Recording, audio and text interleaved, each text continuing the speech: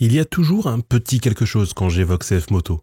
Fleuron des marques sous pavillon chinois depuis maintenant 4 ans, la marque pourtant commercialisée depuis 1989 sur d'autres marchés comme celui du quad ou du SSV, ne cesse d'augmenter ses parts de marché.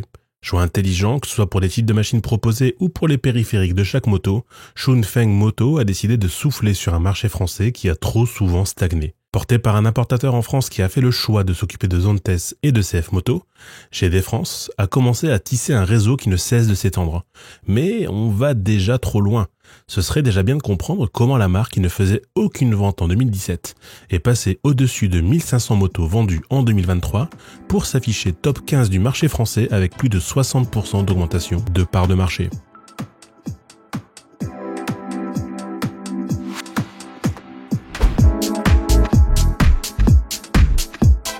Et j'ai déjà raconté un peu toute l'histoire dans l'intro en vrai, mais on va reprendre depuis le vrai départ pour moi de cette histoire. Et c'est pas 2019 où la marque commence à signer des ventes. Non, c'est 2013. Pourquoi ? Parce que c'est là que CF Moto va signer un partenariat avec une grande marque européenne, premier constructeur des motos en Europe d'ailleurs à l'époque. C'est pas n'importe qui puisqu'on parle de KTM. Pour la faire courte, KTM c'est une marque qui a toujours plutôt bien vendu ses motos depuis les années 2000, portées par des modèles iconiques comme la Duke par exemple. Et KTM en 2013 a voulu s'attaquer à un marché en pleine explosion, le marché chinois.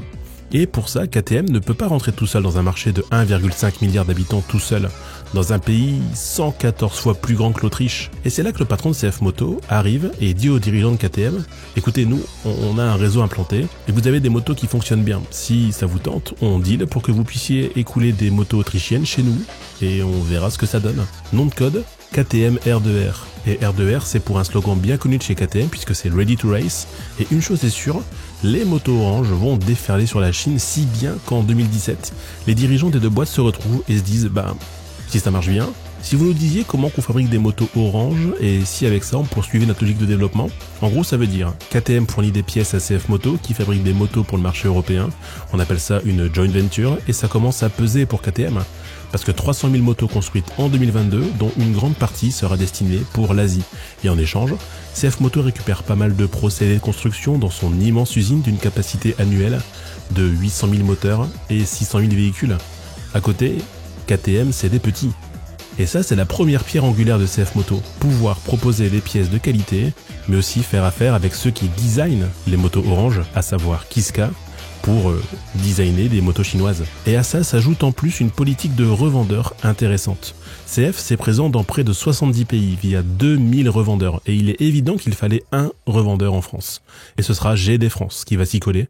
Et c'est pas n'importe qui non plus parce que depuis 2004, la firme de Rousset importe des quads, des SSV et des motos de Chine, notamment Goose sur le quad, puis deux marques, donc Zontes depuis 2019, dont GD est distributeur exclusif, et c'est également l'année pour les motos, pour CF Moto. Et distribuer, c'est déjà quelque chose, mais bien distribuer, ça permet de faire du business. Et pour ça, GD France s'appuie sur un réseau bien diffus, sans concession pour Zontes, et près de 250 pour CF Moto. Et chaque année, 30 points de vente ouvrent pour distribuer des CF Moto. Et c'est donc pour ça qu'on peut expliquer aussi la percée de CF Moto en 2023 en France. Tu as des bonnes machines, bien distribuées partout en France, avec une politique prix qui est intéressante.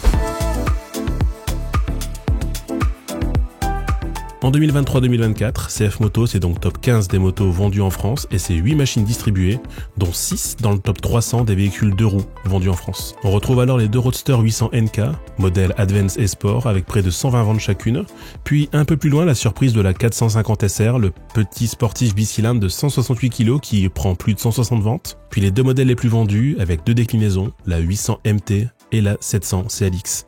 D'abord la 800 MT Explore avec 180 ventes, la 700 CLX avec 231 ventes et enfin, top 108, la 800 MT avec 312 ventes. Certes, t'as pas encore une moto dans le top 100 vendue, mais n'oublie pas qu'il y a 4 ans, CF Moto ne vendait pas de moto en France.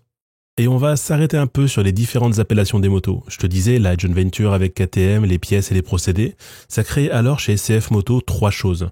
Les motos ont un standard de qualité autrichien, présente une liste d'équipements d'origine longue comme le bras, avec un prix défiant toute concurrence. Tiens, prenons exemple des 800 NK et MT. Elles sont mues par le moteur explosif de la KTM 790 Duke et 790 Adventure et développent donc 95 chevaux et presque 9 mètres kg de couple. Sur la partie freinage, c'est du très lourd puisque c'est Brembo via sa filiale Girouane Jijuan, je sais jamais comment on dit, qui s'y colle. Et donc c'est un plutôt bon standard de qualité et de performance accrue d'ailleurs sur la partie fourche et suspension, avec du Kayaba. Mais c'est surtout sur l'équipement de série que c'est du très bon, notamment sur la 800 MT.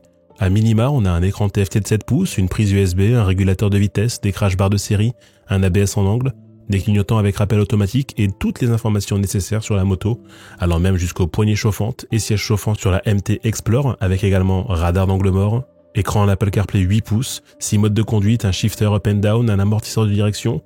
Et tu vas me dire, ouais Valentin, ça vaut très certainement un rein, puisque la 797 Venture moins équipée était déjà vendue 12 000 €. Ben oui, 12 890 € full équipé pour la MT Explorer. 10 790 € pour la version sport. Et c'est là toute la force de CF Moto, puisque c'est Jean-Philippe Tartaglia, le patron de GD France qui importe donc CF Moto et Zone Test qui le dit. C'est le bon produit, au bon prix, avec les bons services. Et ça, GD France l'a bien compris, et c'est avant tout pour ça qu'ils en vendent quasiment le double chaque année par rapport à l'année précédente. Idem pour la 700 CLX, qui est certes là mue par un moteur de Versicen, puisque au départ les 650 NK c'était des copies de Kawasaki, mais avec une partie frein qui est directement confiée à Brembo, et pour l'avoir essayé, j'ai jamais vu un roadster freiner aussi fort que cette 700 CLX.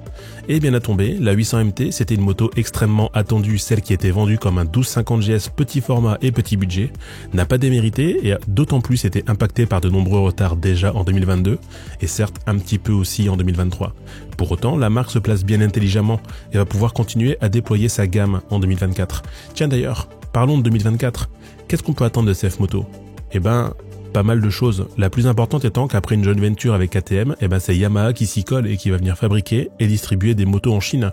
Mais sans pour autant savoir ce que ça va réellement apporter sur le marché, hormis sans doute une petite délocalisation de certains modèles de chez Yam en Chine.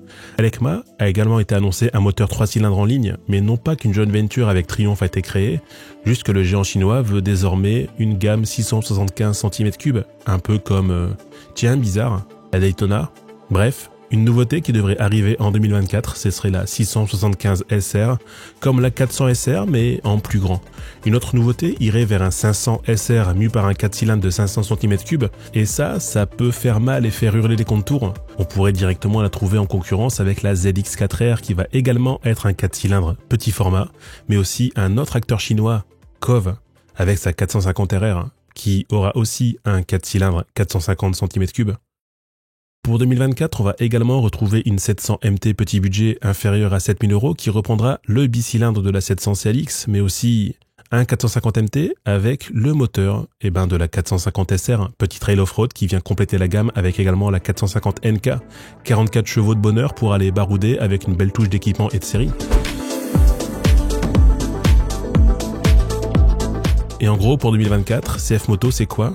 C'est 4 gammes produits avec des trails, des roadsters, des motos néo-rétro et des sportives, avec les 650 MT, 700 MT et 800 MT, mais également avec les 300 NK, 450 NK, 650 NK et 800 NK. Ça commence à faire une gamme intéressante en roadster. Également les 700 CLX et la 450 SR. Et on a aussi les anciennes 650 GT. Alors certes, les motos en 650 pour l'instant ne vont plus trop exister, en sachant que elles ne sont quasiment plus vendues. Mais c'est surtout les 700 et les 800 qui vont commencer à être intéressantes. Et si en plus on ajoute à ça les 450 et qu'on décline ça en 3 gammes, ça fait à minima 9 à 12 motos qui peuvent arriver.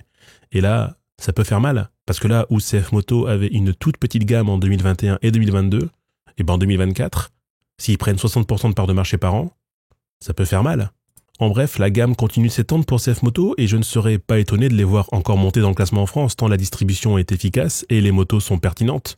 Je vois encore la 800 MT briller évidemment, la 450 SR également et je pense que les autres motos feront des revenus complémentaires intéressants qui permettront d'apporter de la crédibilité pour cette année. Le step est passé, les motos chinoises ne sont désormais plus aussi ringardes qu'avant et je pense ne pas me tromper en disant que CF Moto montre la voie à ses concurrents directs que sont évidemment Vogue, Moto Morini, Benelli ou Fantic, mais aussi donne envie à de nouveaux acteurs comme KOV de s'installer en France. Et je pense qu'il est désormais temps de regarder d'un œil neuf le vent qui souffle depuis la Chine.